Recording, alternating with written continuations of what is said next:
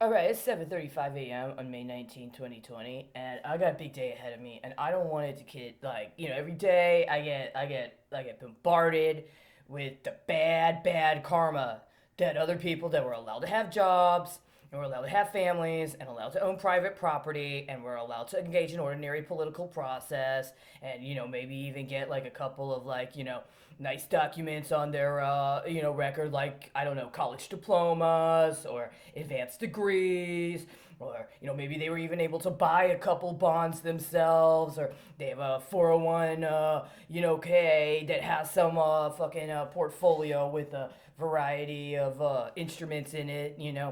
I don't even get a solo, man, much less any of those retirement orchestras. And what I did get got stolen, and then I was supposed to work military surplus from my dad because they never turned the parental controls off. And when they had a chance, the Obama administration just re-upped it. Don't worry, don't worry. I actually found all the evidence I need for that, last night. But here's the question.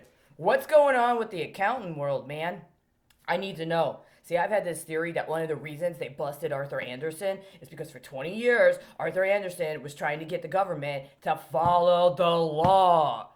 There's laws that Congress is supposed to follow when it comes to the federal budget. And they wouldn't change the law. They just wouldn't follow it for like decades. Since the 70s, Arthur Andersen was trying to get all dignified, doing what they needed to get on the schedule, trying to petition to engage with the Congress about what to do in terms of being within the bounds of the law when it came to the federal budget process. And then, they even got a former guy that used to work for them legitimately, left, then he ran for Congress. He got elected. The guy didn't even serve 2 terms.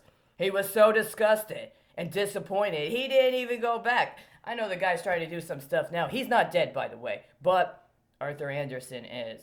And now are we in another situation where Congress, did this thing where they invited or they contracted with an auditing firm to try to get to see what their techniques were?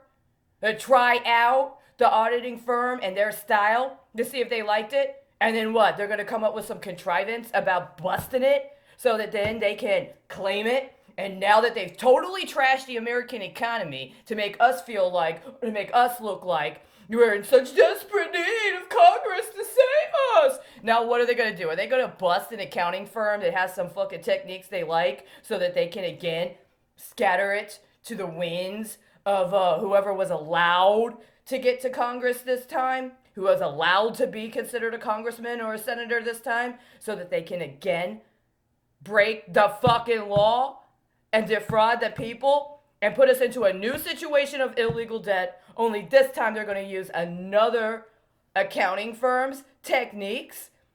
I'm just asking. I could be wrong. But I would appreciate if somebody else today would get on that question, because that also fits a pattern, and we're coming up on the time for that, guys.